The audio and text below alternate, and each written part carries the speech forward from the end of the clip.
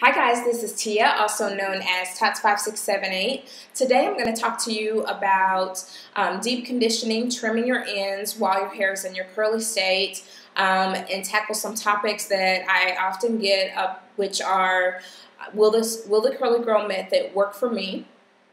Also, good hair. And then also, I don't have time. So we'll call this video Curly Girl Series Part 4, and let's get into it. Of course, as you know, I deep condition my hair once a week overnight, and my normal go-to conditioner is Suave Naturals, the clear bottle that only costs like $1. It has no silicones or anything in it. I mix that with honey, coconut oil, and olive oil. And I promise you this time I will put the link in the comment section to show you how I mix up my conditioner and make it so that you can follow along and try that deep conditioner out as well. Also, another conditioner that I use is something that I make with an avocado. I actually just did a video to show you how I mix up that deep conditioning treatment, and I do that when I feel like I need either shine or a protein or anything like that, just to kind of help get my hair to bounce back and to get maybe some softness to it. That is one of my favorite, hands down, deep conditioning treatments. It is homemade with olive oil, coconut oil. You can mix in the oils that you want to, and honey and avocado. But I will put that link also in the comment section below. Of course, there are so many different deep conditioning treatments that you can use, and it's up to you of what you want to do. There's a lot of homemade ones I've seen people do for protein treatment with egg and mayo and coconut oil. I've also seen stuff with bananas, and of course the Curly Girl Handbook has different deep conditioning treatments that you can mix up and try for yourself, so I definitely encourage you to do that. Now, let's talk about deep conditioning. I believe that it is imperative that you deep condition your hair, especially if you are moisture training, on a growth journey, or need length retention, and want your hair to be as healthy as possible and moisturized as possible. I believe that it is imperative that you deep condition as often as you can, which is the reason I do once a week. So some things that you can do to maybe get that in your schedule if you can do so. Some things that I can do if I cannot do overnight, I at least do my deep conditioning treatment at least 30 minutes, but on a normal basis I try to go as long as I can, even if it's just for about 3 or 4 hours. Do I use heat? No, I never use heat because I don't like sitting up under the dryer. Plus, I believe that my natural body heat does just as wonderful as me sitting under a hooded dryer. Hence the reason I do sleep overnight in it, because my natural body heat will absorb into my hair while it's tied up under my plastic bag and in my stocking cap, and that will trap in the moisture. So I don't use any steamers or anything like that. Another good, just simple deep conditioning treatment, let's say you don't have the honey and all of that. One thing that I used to do is just mix in some olive oil into my conditioner, and then I would put that on my hair and leave it and sleep in it overnight. So that's just something simple that you can do to definitely make sure that your hair is getting the moisture and the TLC that it needs, as to help it to kind of coax along with all of the everyday wear and tear that you do with your hair. Now, the next thing I wanted to tackle is trimming your ends. You do not have to straighten your hair to trim your ends. On a normal basis, if you go to a natural hair beauty salon, most of them know how to trim your hair when it's in its natural state. What I do is I trim my ends on my own, and the Curly Girl Handbook actually also teaches you how to do that, and it also comes with a DVD to show you how to trim your ends while your hair is in your curly state.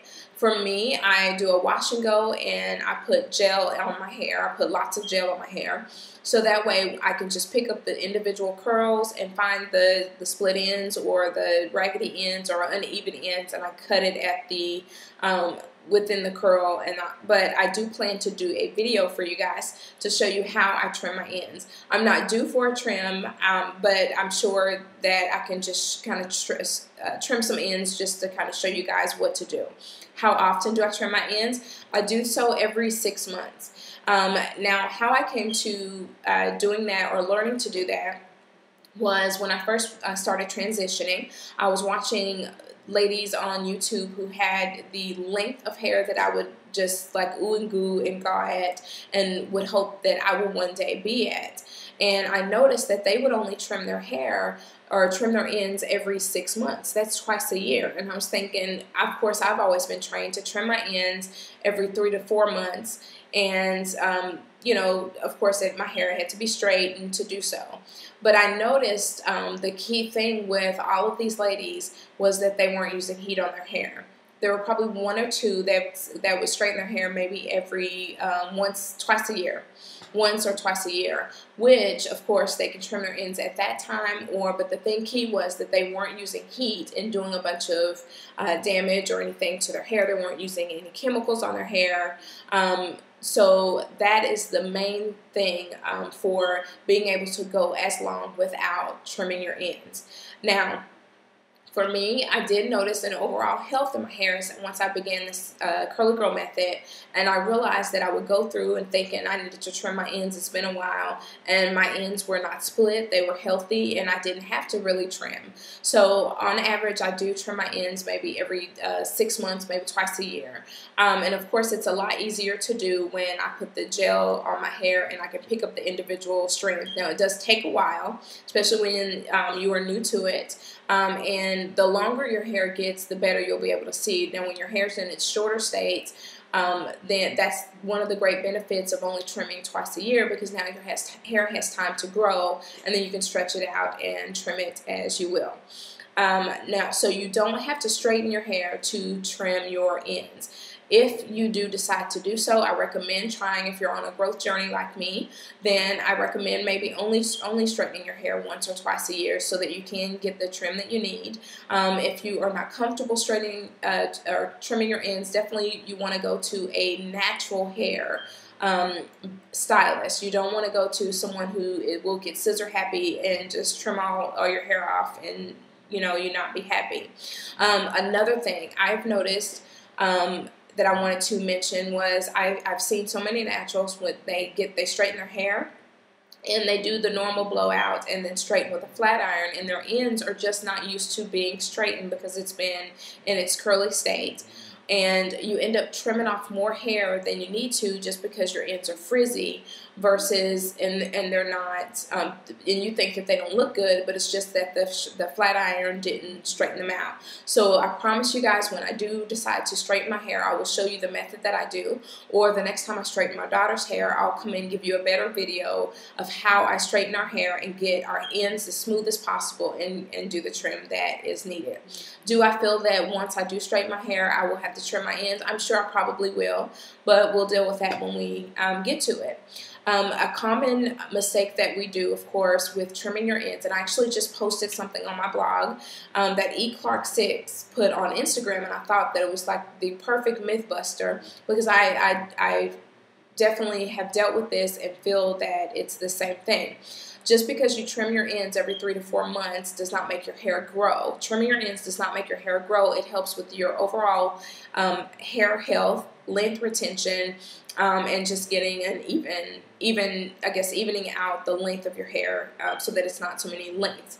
Now, what you're doing is just trimming the split ends so that they don't run up the length of your hair. And so that is the thing. You don't want to get scissor happy and go and cut off or trim off what you just grew in just because you feel like you need to go and trim your ends. And I think that that is a common mistake that some of us make when we are trying to grow our hair. We get just so caught up in, now of course when I was relaxed and I was using heat often, I did need the trim every 3 to 4 months, but my hair also seemed as if it wasn't growing, and it was because I was damaging my hair, and it was because I would trim off what I just grew in. So if you are scissor happy, put the scissors down, get away from the heat, and allow your hair to flourish in its curly state, or back away from the heat and wear your hair as long as you can, wearing it straight or doing low manipulation styling such as braid outs, twist outs, bantu knot outs, those type of things. Now, my other topic I want to tackle, I don't have time. I believe, it is my opinion, that you make time for whatever you want to make time for. If Scandal comes on, you're in front of the TV watching Scandal, you make time for that. If you are trying to get in shape and lose weight, then you make time to do that. You make time to go to the gym. Well, when you are moisture training your hair, when you are trying to get your hair to be the healthiest that it can be, you have to invest the time and be consistent with it. You can't just maybe go on a spree or a binge of doing it and then fall off. You have to be consistent in taking care of your hair.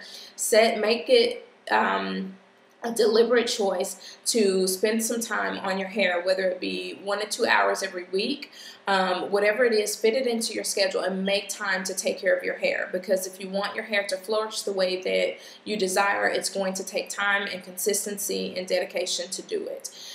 You can't put in a half effort and then expect a full result, and you've only given half of your effort to doing so. So stop saying I don't have time, make the time, work it into your schedule. And then lastly, will the CG method work for me? I've had a lot of naturals say, well, my hair doesn't curl like yours, or you got that good hair. First of all, I can't stand when we say good hair. Healthy hair is good hair. Healthy hair is good hair. I'm going to keep saying that. Healthy hair is good hair. If God gave you hair, then you need to be thankful for your hair. You need to love your hair. God makes no mistakes. You are fearfully and wonderfully made in His image and in His likeness. So with that being said, your hair is perfect in your image, so then in His image. So make your hair be the healthiest that it can be. Spend the time, invest in it, and you may not have the same curl pattern as me or someone else. I don't even have I have a tight curl pattern. I know a lot of naturals with a looser curl pattern than but I love my hair the way that it is and the way that God made it.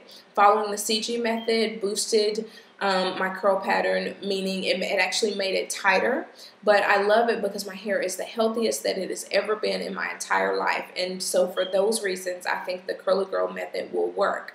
Now, let's say you have a 4C curl pattern. No, your hair won't curl like mine, but is it beneficial? Yes, because your hair will moisture train your hair. I believe, because from the results that I've had, that yes, you will notice a change in your texture because your hair is learning to be moisture trained. You are doing what it takes to get it to a healthier, softer state. It'll fight the frizz, that will also change your curl pattern because you're no longer fighting with the frizz and your hair is learning to clump. It's being moisturized. It's happy, healthy.